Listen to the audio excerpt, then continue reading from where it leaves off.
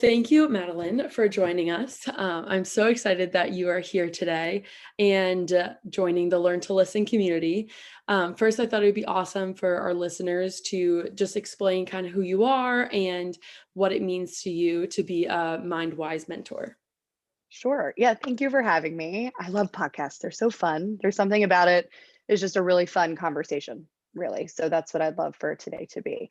So to start, yep. Hi, I'm Madeline. I was a swimmer for 14 years. And I, from that, had some really, really positive experiences and also some really low experiences. And that's what's led me to eventually get my PhD in exercise and sports psychology, and then work with athletes at the collegiate level, currently at Drexel University in Philadelphia. And then also decided to start my own business, which is what MindWise Mentoring is my business where I work with all types of athletes, high school, college, professional, and then also people who are navigating life after sport. So it's a really cool continuum of all stages of being an athlete. So really MindWise to me, and it's something that I've learned over the years where we're not necessarily meant to be doing everything with our mind, trying to figure it all out in the mind, answering the question of why or how or what. So when it comes to getting MindWise, is what I'll sometimes say, it's about recognizing when our mind is maybe being too active or taking over or even being a little too noisy. And by noticing that, we can come back into our body, which is really in the present moment, and we can listen into our intuition and recognize a little bit better what's really meant for us in that given moment, situation, or our life as a whole. And that's what it means to get MindWise.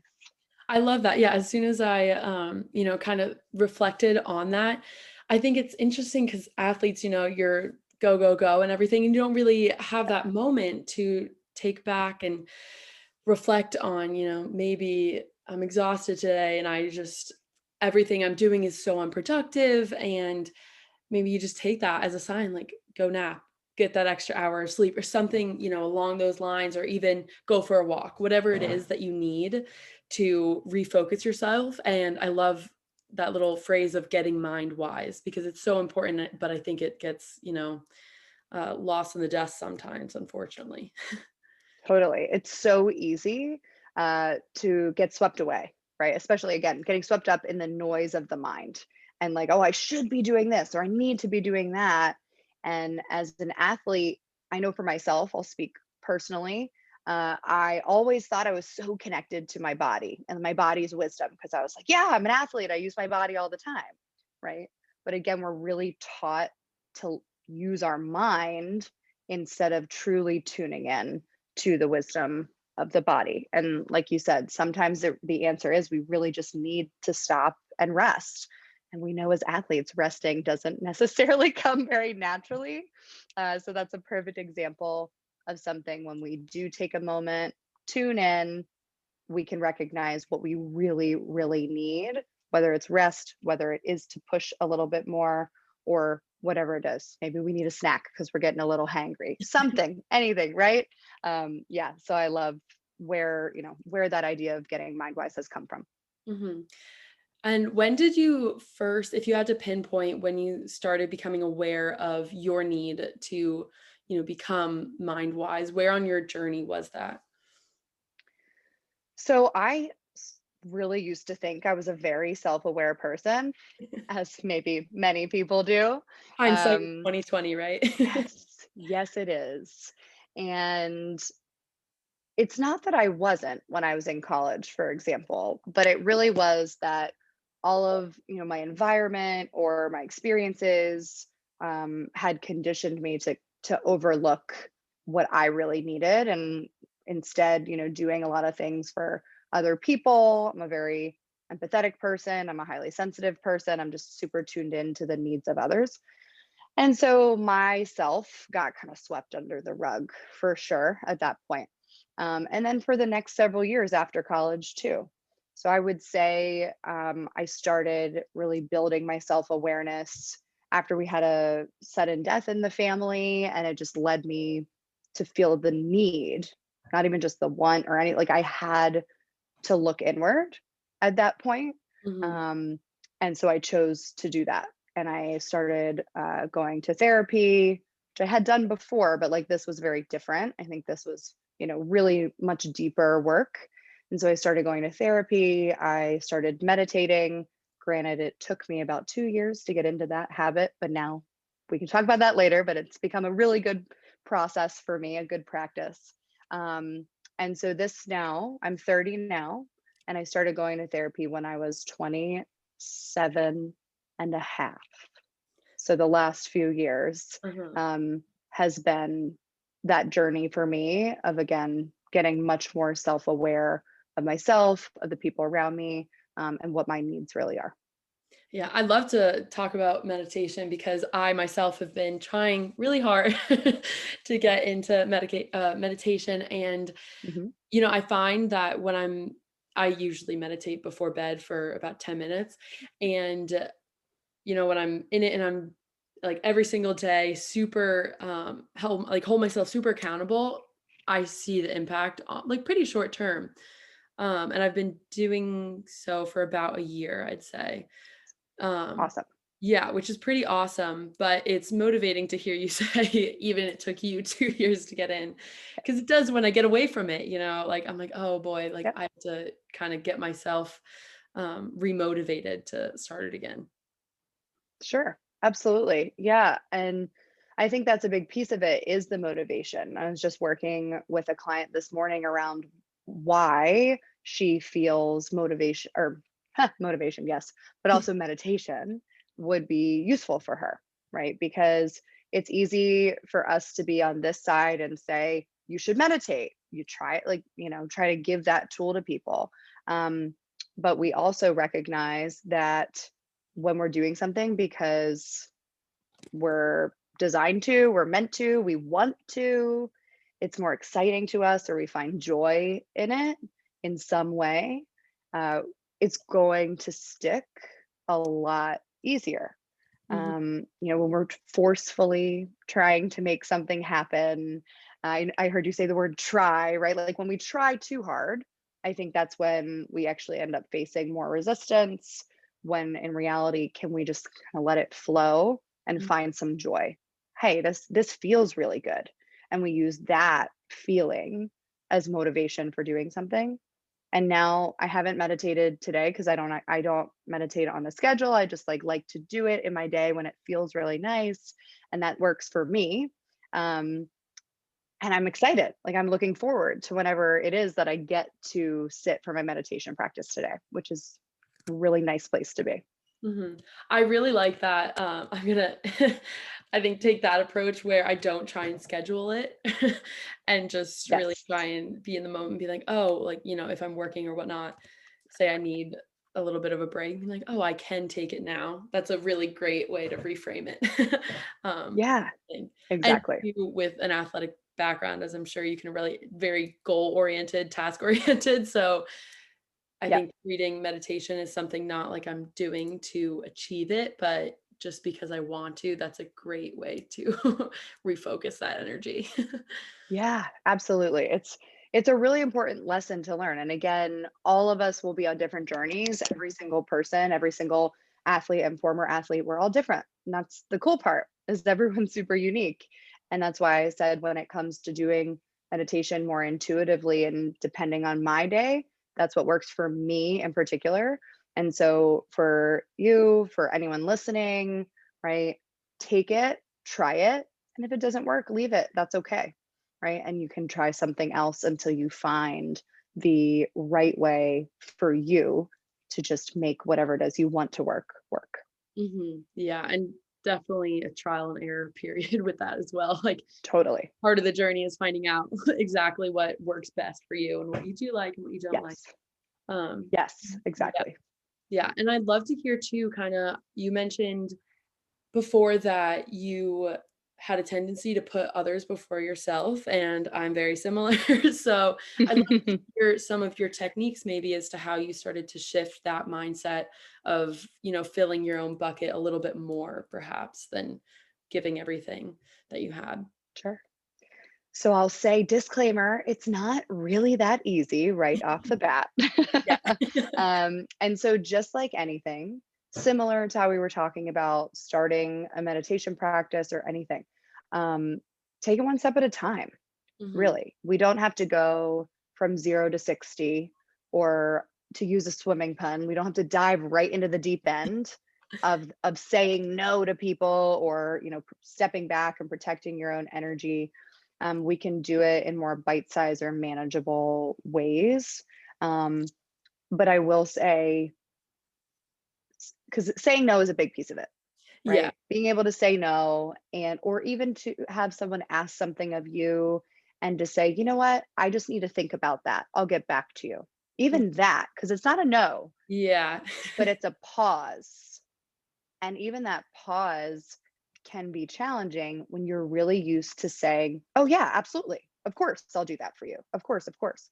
Um, and so my first year working at Drexel, which was, uh, I guess I was I guess it was actually around the same time that I mentioned I started going to therapy. So, like, all of these things kind of started around the same time when I was still finishing my PhD program, all of that. Mhm. And at first, I was a yes person.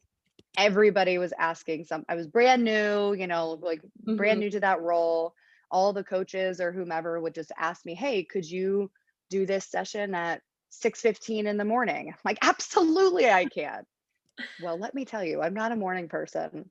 And those were some of the hardest days of my life. And I was exhausted. I wasn't really able to take care of myself once I got home, for example.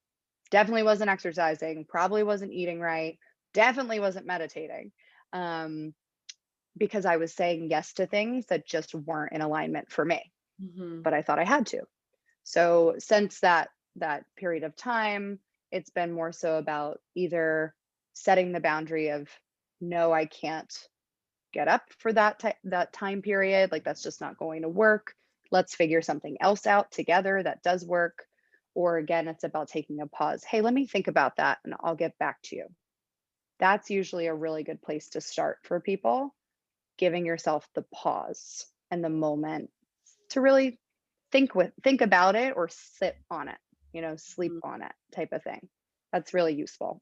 For sure. Yeah. Another thing, it's I always like to think in different approaches that you can take, and that's a great thing to do because I do think it would be very difficult to go straight into saying no, like automatically, even if you want to do something, but just to practice Mhm. and, like you said, taking that pause and taking that moment to kind of reflect and be like, is that something that I'll be working at or that's best for me?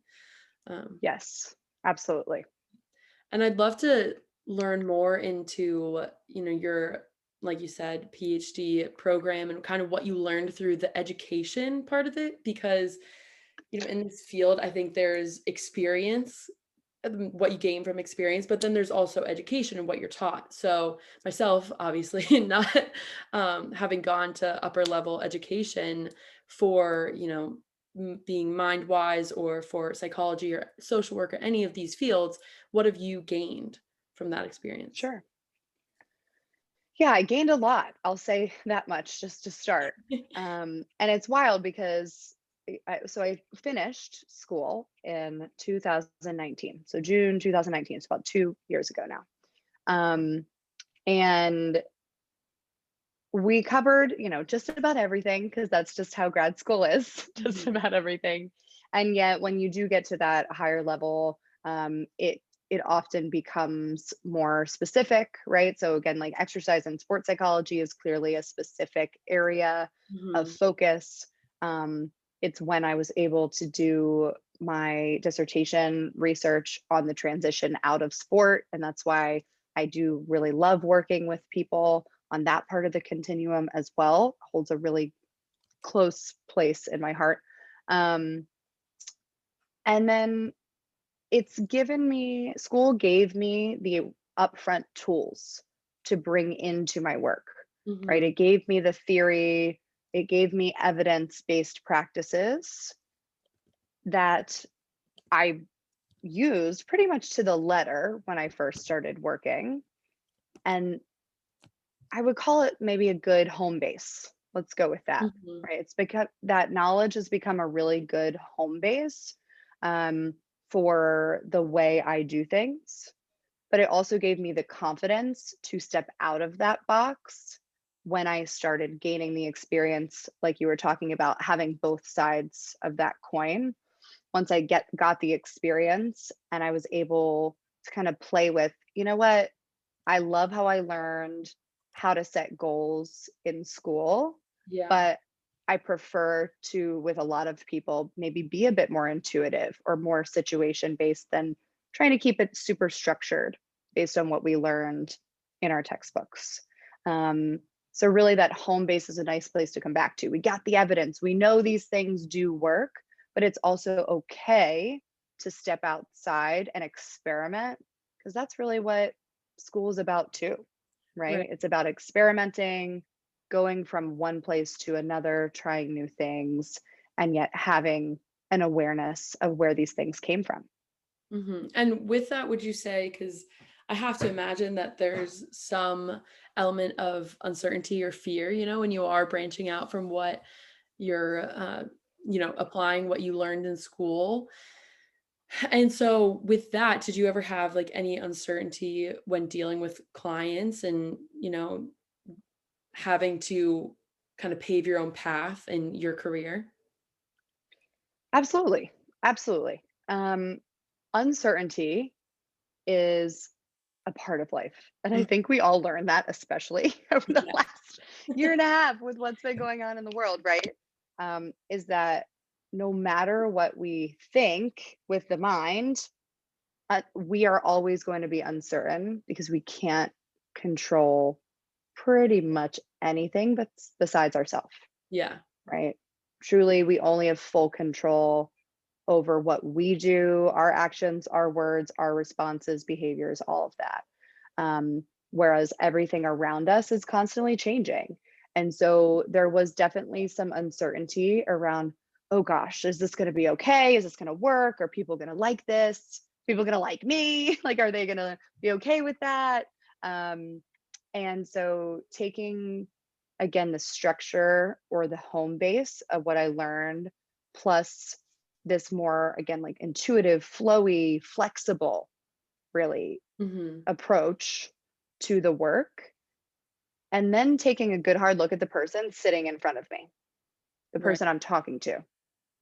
That's when I realized that I couldn't just stay textbook because the person in front of me isn't textbook. Hmm.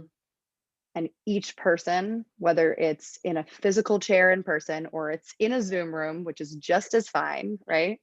Um, each person is going to bring something different to that space. And that's why I've really allowed myself to lean into uncertainty because the person in front of me is uncertain, Hmm. right? Yeah. So that's been a really positive experience for me. And it's definitely let me level up in a way beyond, again, that home base of the textbook learning. And I imagine too, after a certain point in time, you start to gain a lot of confidence while you see this works with this person and, this works for multiple people, stuff like that. And you can have a more tailored approach to each of your clients. Yeah, absolutely. Again, that's the key with actually, yeah, the mind wise piece, right? So I'm becoming mind wise of myself. I'm also becoming mind wise of each person that sits in front of me by tuning into them, tuning into their energy, really hearing them, hearing what they're choosing to share with me, creating the space for them to share. All of that is so important. And that is not taught in a textbook. it Right. it can't it can't really be, Hmm. we can't capture it, and that's okay. That's all Yeah. right. So being able to just tune in the moment to who it is I'm talking to, really hear them, and then we go from there together is a big highlight of the work I get to do. Hmm.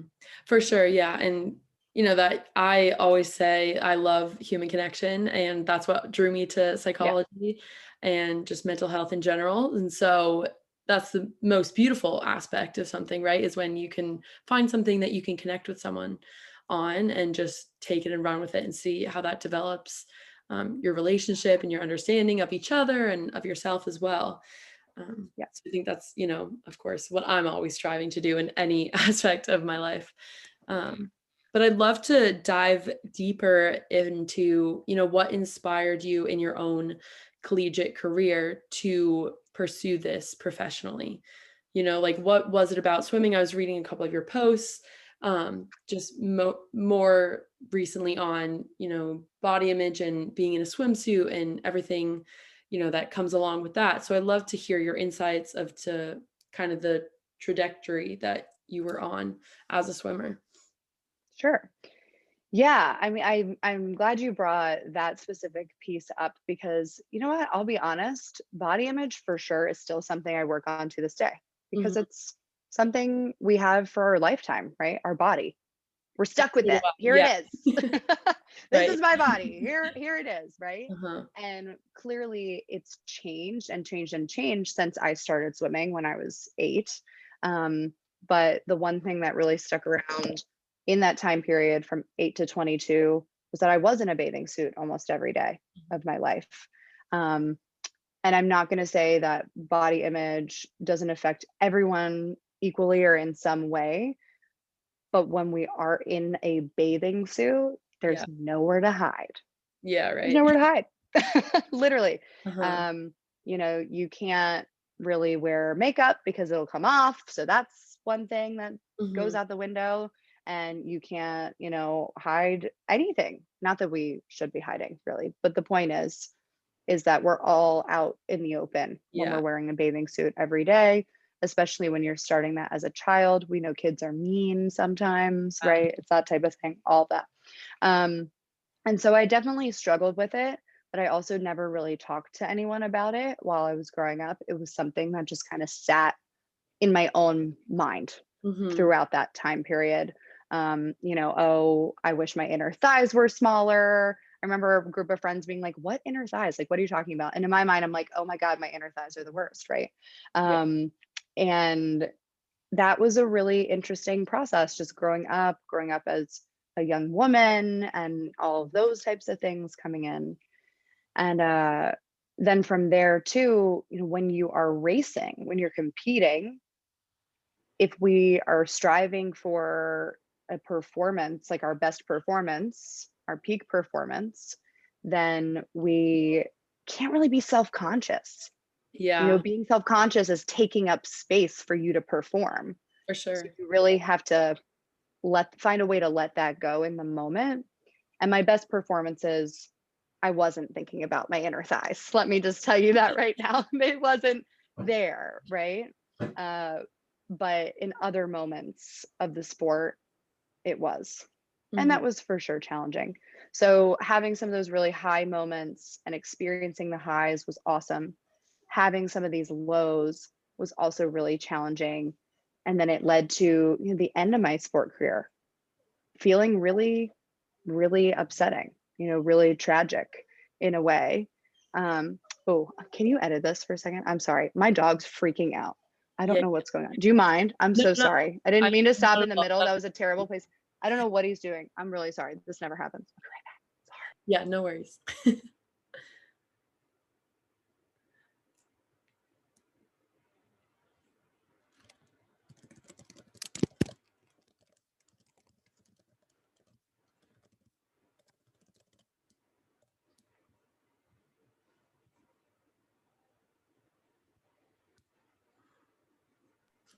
I have no idea. That was so strange. So Sometimes you sorry. He never know. never Dogs, he they just never whines.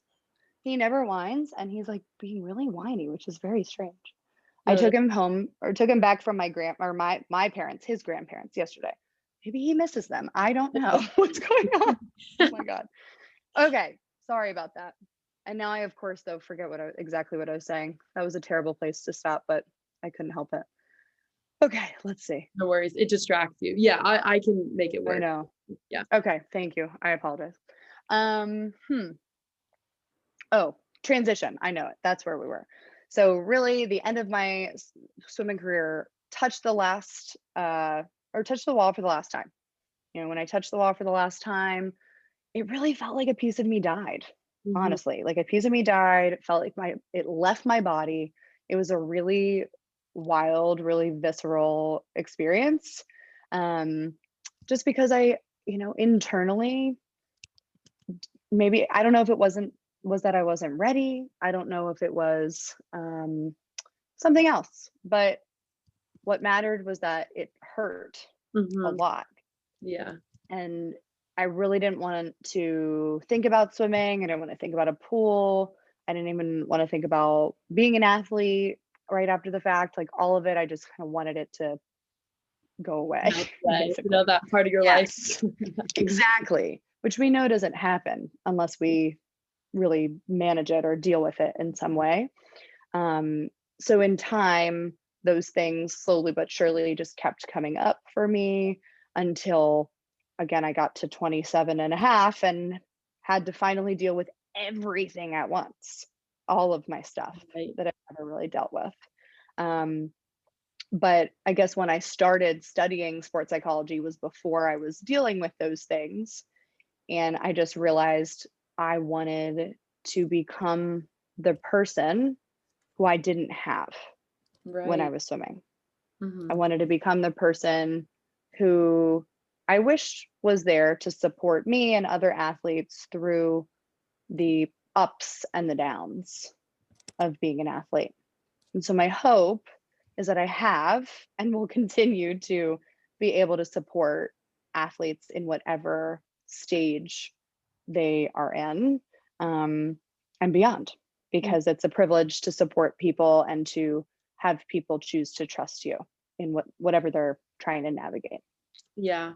And I relate to the, the struggles of being a swimmer, especially when you're younger, because I swam competitively from 5 till 13 and then picked up Yeah, rowing from there, right? And cool. they are, tight uniforms and everything. So hearing you Hmm. discuss like body image and self-confidence and everything, and even like you said, not necessarily that we should feel like we want to hide something or hide behind anything, but it's having, no place to even cover up or hide. Like that is part of the sport, when you Yeah. sign on and sign up to compete, that is everything you're taking on with it. Um, and similarly, as I've been transitioning out of sport, just having graduated, I'm now in that limbo that no one really discusses, with you go from 20 hours of practice a week and then all of a sudden it's just your last race and you're like, okay, like, you're Hmm. cleaning out your locker and you're saying your goodbyes and it's just this whole, part of you that for many people you're not going to a professional career in sport. So you just kind of transition out of college and out of sport at the same time. And I've talked to teammates who are older than myself, but they're kind of like, yeah, no one really prepares you for kind of that loss or identity. I don't want to say crisis because it's not a crisis, but that part of yourself that it's like, oh, what am I going to fill my time with that had been filled with such a community, with teammates and with competition. Yeah. We don't really think about it because I guess when you stop and say it to yourself, like, why would you want to think about it is Right. one piece of it, right? When you're competing and you're actively competing and your goal is to just keep performing at your best. And again, sharing that with your teammates and all of it, we want to be in the experience. Mm-hmm. We already talked about being present, right? Like present moment awareness. So that's one hand of it. It's like we want to be present with our experience. But something we can do that I want to say some places, there's some programs out there that are trying to start doing this, is that mindful preparation. Mm-hmm. Because if we're just thinking about something or planning for the future in a more, out of fear, basically, like, oh, well, I don't know what I'm going to do. Oh my God, this is Yeah. horrible. I'm scared. But that's not necessarily intentional or mindful, right?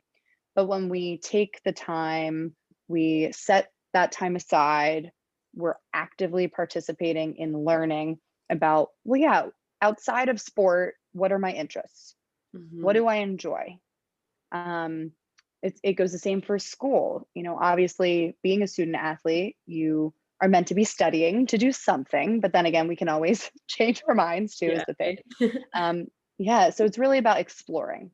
Are we taking some time to explore something or anything that goes farther than our sport may take us?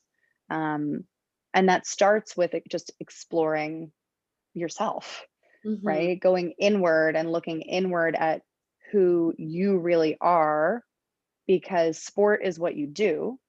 It's not who you are, Mhm. no matter what anyone says. Yeah, right, and I think that's such an interesting and important, distinction to make because Yeah. I know myself, there were times when, you do prioritize the sport over yourself, and Yeah. I was injured and I broke my rib and, but right up until you have that moment where, you feel the rib crack or the muscle strain, something like that, you're like, "You know what? It's worth it because you're going after this bigger goal, the team Right. winning and everything like that." But the line I know for myself, I've blurred that a ton, but as I was starting to get older and I think around my junior year, I started to make the distinction of this is Mm, what Mariah the rower is doing, and this is what Mariah the person is doing. And I really started to yeah. prioritize, like, is it worth all that extra anxiety going into the performance tests and everything like that of being, you know, putting all this pressure on myself and saying, you have to perform this way or else you're not a valued member of the team. And just kind of that way or that mindset or that inner dialogue I would have with myself, I noticed I started to have a more intentional shift in, saying like that 2K for rowing, which is, Mhm. that metric that we use is not Yeah.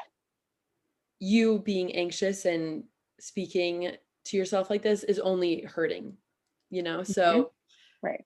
that mindful prep I think is super, super, super important, to be aware of. And, I like to think that I spoke with my younger teammates about the importance of that and that they're Yeah. hopefully going to continue that after, we graduated. But Yeah. yeah. Awesome. I love that. I love to hear that because you know what? That's a big part of it too, is sharing that awareness, right? Mhm. So what were you doing there? You were just helping them get mind wise, which is awesome. Yeah. Yay. Right? Because it it's wonderful if and when we can do what you just described on our own.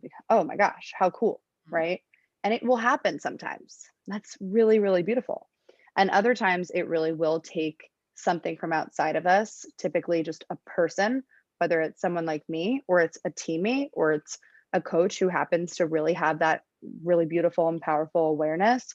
Um, it sometimes does take that voice from outside to help bring out your own voice, Mhm. right? And to help quiet that internal dialogue, those intrusive thoughts, that inner critic, and something I call that voice so often. And so it's beautiful to pass that on to people. Really, really awesome. Mhm. Yeah, I completely agree, and thank you for the compliments. Yeah, And absolutely. I love to know more about the preparation for transition out of college that you mentioned some universities were doing. So, just because 'cause I'm curious, Notre Dame, at least not that I know, has a similar program, but, what steps, if you know of any, are they implementing to try and help, those athletes transition? Sure. Yeah, like I said, there's not too many like nationwide necessarily. There's just, and that's, I feel like that's the hope for a lot of things, is that especially with all the things coming down the pike through the NCAA, that the Mhm. transition might be looked at more earnestly. We can only keep our fingers crossed that things like that will happen, right? But when we are saying things like, we do what we do for our student athletes and their well-being and their experience not just here, but their life experience, then the transition is clearly something we have to acknowledge and help with in some way. So any programs that are out there, they typically are a combination of, establishing routines, right? So being in that in between gray area, like you were describing, you're feeling a little bit of, right, is really reestablishing routines that fit for you outside of sport. So that would be one component of that. Another piece of it is, of course, having to do with career and going into career. I'm really understanding like what that will take from you versus what you were doing in your sport. It's just different, it's not that anything's better, worse, harder, easier, whatever. It's just different. And so evaluating like your expectations and what it's going to take for you to do what you want to do and accomplish outside of sport would be a piece of it. And then we have the more, mental, emotional, psychological side of it, where there is a shift in identity. And it will depend on who you are and how much you identify with your sport, right? That athlete identity is a big piece. And I was very similar to you, where I think my athlete identity started kind of lowering a little, not lowering in a negative sense, but I was understanding the balance a bit more around my junior year too. Because school got more interesting for me. Like I really loved my psych classes at the time, and swimming, I loved it until I didn't. Really is the way I describe it. So it just depends for people where they are. They could be a 1, which most people that are a 1 probably aren't competing that much at that point because it's very, very low. It could be at a 10. That's where things are totally enmeshed and it can be very hard to separate. And then we can have people around a 5 or whatever, right? So working with people to shift that identity, to grieve the loss if they're really feeling that grief, which is absolutely something we can feel because it's a death, it's a loss. It is, it's a loss, and that's okay. And then also just gaining that self-awareness we've been talking about is really important in terms of where they can find joy, how they're creating connections outside of sport with people. Because gosh knows, I had automatic friends my whole life. Automatic. Exactly. Yep. Automatic. You just join a team and you have automatic friends. Nobody told me that when I was 22 and was no longer on a team, I had to make friends without a team. What do you mean? How do I do that? Yeah. Oh my gosh. Or Right. even working out on my own. I'm like, it's so weird not having the other people doing the same exact workout as me, Yes, exactly. So all those things, finding the connections, reworking how you exercise, what types of exercise you use, even what exercise means to you, right? And what you consider exercise changes too, right? I do not do anything super, super, super high intensity anymore because I just don't like it. And that's okay. But at first I was like, I suck for not wanting to go do this, that, and the other thing. But now I'm like, wait, I love walking. And I used to think walking was an exercise, which is wild, but it is. It is, everyone. It's exercise. I promise. It's awesome. Right. So things like that, shifting is really important. And we can help people make those shifts. So that way it doesn't feel really assaulting, basically, when all of a sudden things are taken away and now you have to do things differently. I love that you mentioned walking because we found love for walking. Yes, that's awesome. But I still, it is that like uphill battle where you're just kind of fighting with yourself and you're like, I used to, 2 hours a day, every day. Yes. Cardio and like weight training and everything. And so now I'm like, I'm going on a walk. And I'm like, wow, that's going to be it for a bit. But I am, kind of relearning and reestablishing that relationship with working out. Because as you know, it was just, this is what coach gave you and this is the workout you're doing. Right. Absolutely. So even designing my own workouts, like in the gym, I'm like, I have, I can do whatever I want, basically. Anything. Mhm. Yeah. Anything at all, Yeah. which is really cool. And yet at the same time, what it sounds like you're describing is like there is a potential for it to feel overwhelming because it is anything. I could do anything. What do you mean? Very much so. I'm just so used to someone telling me what to do, and now I'm going to do it, which is awesome, right? At the same time. So finding my suggestion for that and for anyone listening about that is just like going towards the things that you like. Like, Mhm. what do you actually like? And yes, there's going to be times where maybe you feel inclined to do something that you don't love with your whole heart, whatever that might be. And yet, why not lean into things that bring you joy? If you enjoy a Zumba class, go to a Zumba class because you like to dance. Honestly, just do it, Mhm. right? Or maybe it is you really, really do enjoy lifting. Awesome. What types of lifts do you like? What won't create this, you know, uh, that noise, those intrusive thoughts we were talking about earlier, that will actually keep you from going to do that, Yeah. right? Start there. And then once you're back into some type of routine on your own, if you want, if it's, you're allowed to obviously do this, if you want to then bring in some other things that might have been causing resistance up front, see how it feels then. You always get the choice to reassess what you do or do not like.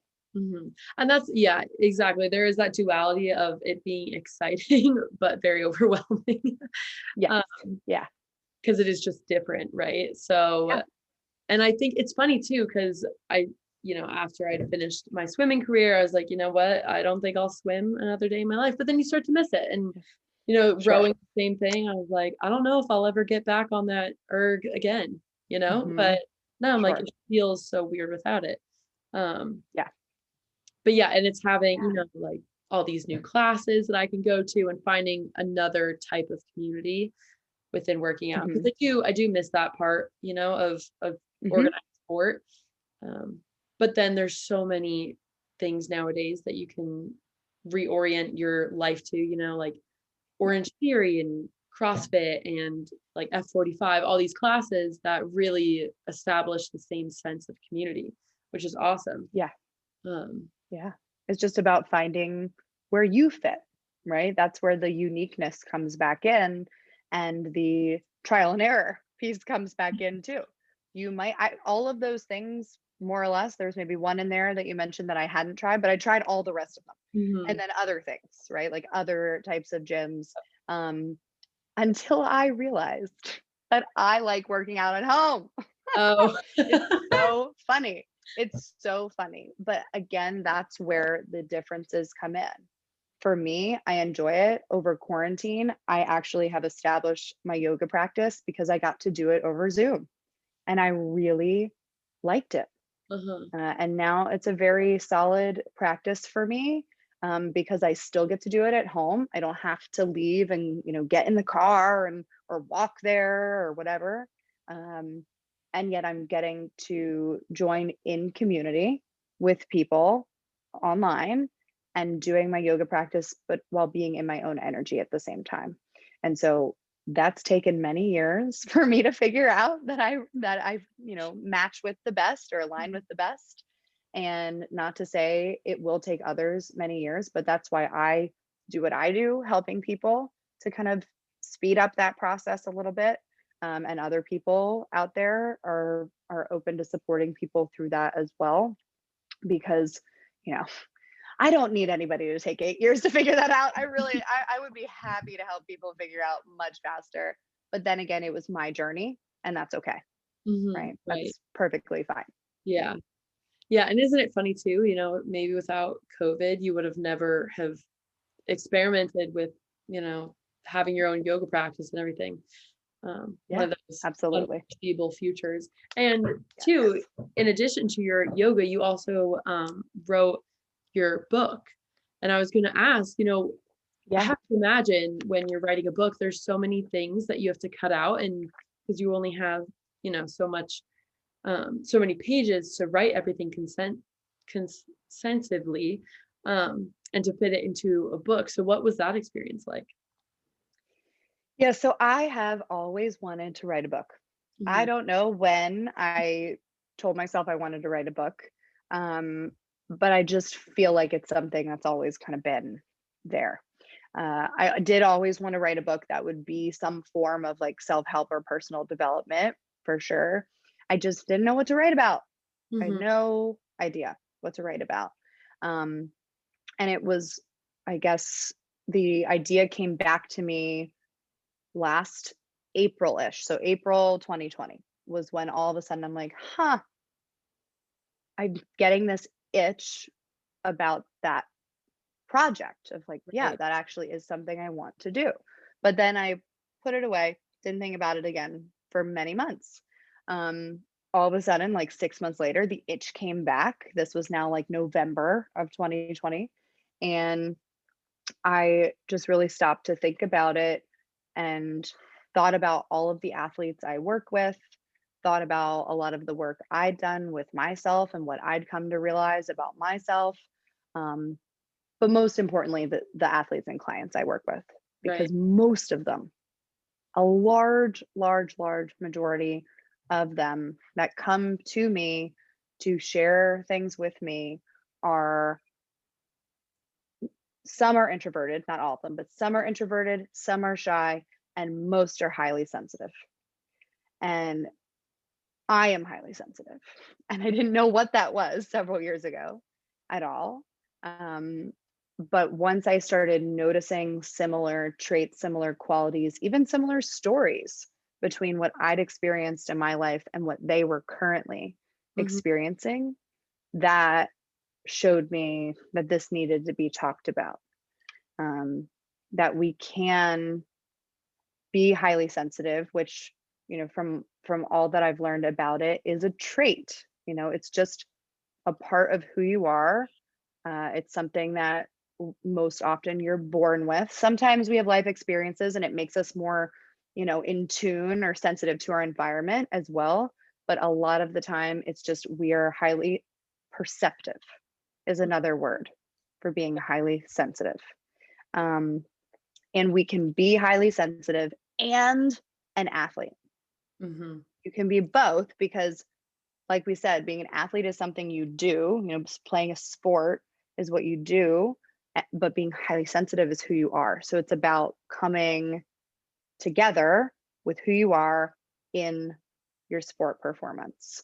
And how do we embody that? How do we embody our true self? That's it. So writing it actually came super naturally to me because I got to write about myself. I got to write about my athletes. And then, of course, I got to bring in some of my dissertation research was pretty cool. I'm like, oh, yay, look at me go, bringing it back up.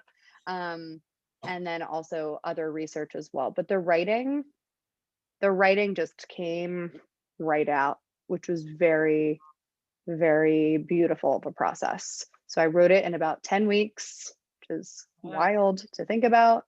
Um, and it's a book where it's some reading, it's some reflection writing. So there's space for reflection in there. As you're reading, you're actively reflecting because I want people to really learn something about themselves while reading this book. Mhm. And so it's almost done. I'm done, but they're finishing with all the designing of it. And I'm really excited to be sending that out to people very soon. Mhm. I love that you included the reflection piece so that people Yeah. can it's kind of, interactive in a way, Yes. Yeah. because, you can take what you've learned and what you've written about and apply to your own life. And of course, as we Yeah. all know, that takes more meaning in our own life when we Yeah. can apply it to our experiences. Absolutely. Yeah. Because when we're talking about embodying our truest self, right? Actually going back to that, one of the first things we're talking about saying no to people or Mhm. not being a people pleaser or just changing that part. um, we most often are doing things for other people because we haven't truly connected on the deepest level with our needs and Mhm. who we really are and how we want to express that.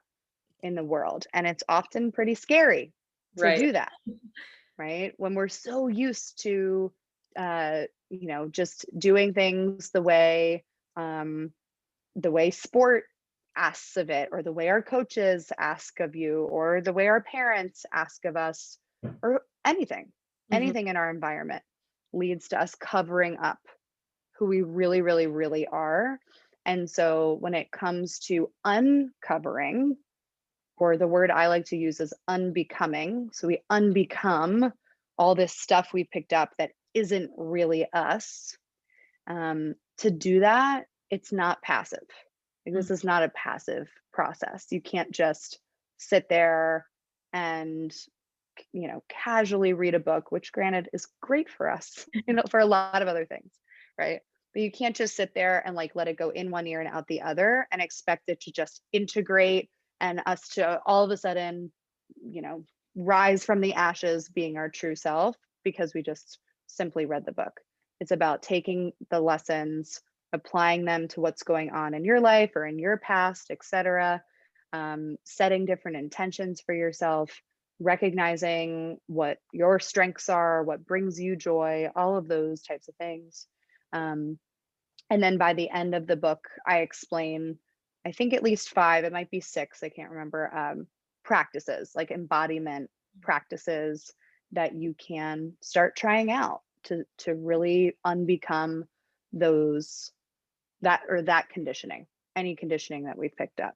So yeah, it's a very active, powerful process.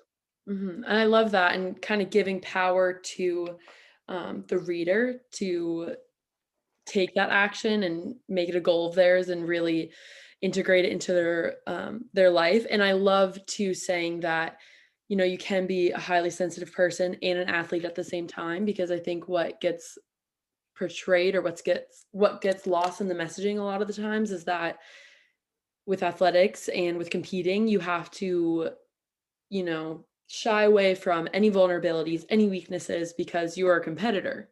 That is, the definition of the sports that we all sign up to do. And so with that, I think it's a very impactful and powerful message to say, you can be your own person, but that doesn't mean it impacts your athleticism or your ability to compete. And, of course, with Learn to Listen, that's exactly what I wanted to push myself to do more of, because I did struggle with being vulnerable and letting people see, that more human side, because Mhm.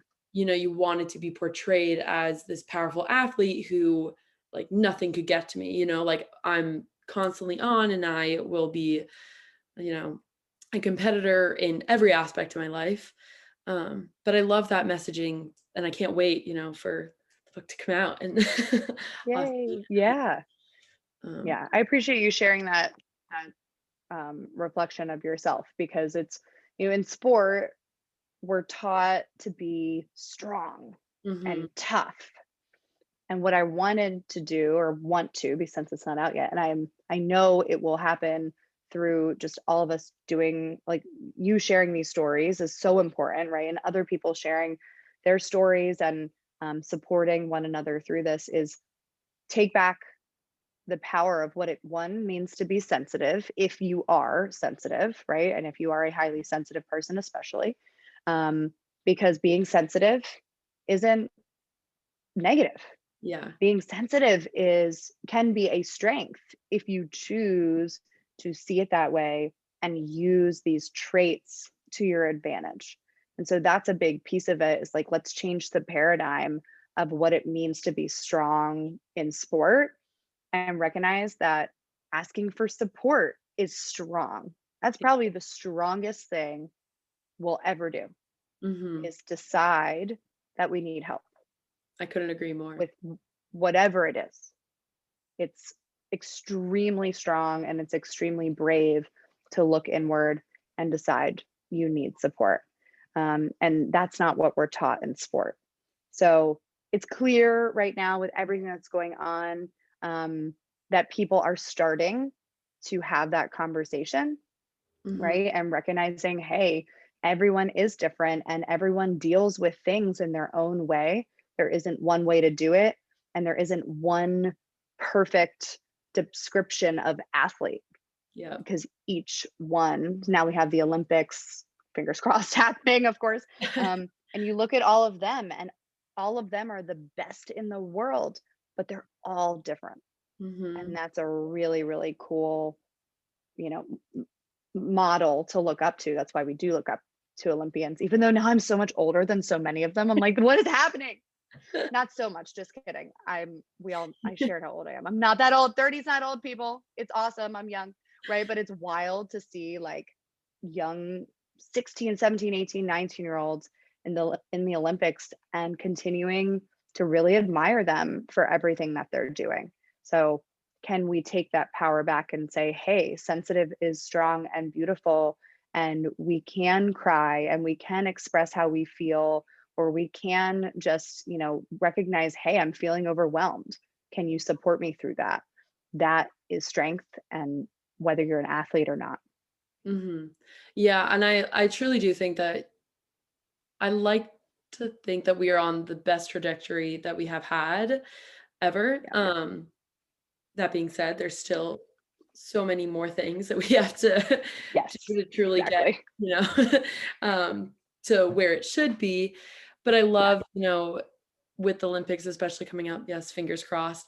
Um, yeah, having those like role models that we can look up to, and even, it can be as little, as great as the Olympics and Olympians that we're seeing, but then also, like we were discussing earlier, just like a teammate being that person Hmm. that you model Yeah. after. Um, Yes. and so important, just to have this community and have everyone be on the same, trajectory moving forward. Yeah. Absolutely. Power in numbers. We've known that forever, right? We've said that's a phrase that's been said for a long time. And yet I feel when athletes, coming back to the transition out of sport, like when athletes leave sport, they feel like they have to go at everything alone. Uh-huh. Like, oh, I'm tough. I'm an athlete. I can do it by myself. And this has been one of the biggest conditioned beliefs that I personally have had to adjust, that I've helped people adjust, is recognizing that if you were an athlete, you've actually never done anything alone, You are ever, completely right. Yes. ever. But it's wild that when it's over, we jump to this belief that, well, I have to now, Hmm. instead of saying, oh, no, I don't. I just have to find new support, whether it's in some form of coach, whether it's in, like we were talking about, connecting with new groups in terms of exercise groups and things like that. Um, Whether it is making friends that aren't athletes, but we have to figure out a way to do that. Uh, we never ever have to do life alone. Humans aren't designed to Hmm. begin with. So finding a way to, again, rewire, what does tough mean? What does strength mean? And recognize, I don't need to be alone. So how can I recreate that feeling of connection and support outside of sport is super important. Mhm. Yeah, and I think that is exactly what MindWiseMentor is doing. You're helping Yeah. so many amazing people. And I'd like to think, Learn to Listen is also helping reach that community and have people find a place that they can go to and share their story and hopefully embrace their vulnerabilities as well. So I Yeah. have to thank you so much for joining our podcast and coming on and sharing all your amazing insights. I'm going to move forward with all these ways to reframe my thinking. But it's been so amazing. So Good. thank you. Yeah. Thank you so much. This is awesome. You're doing amazing work.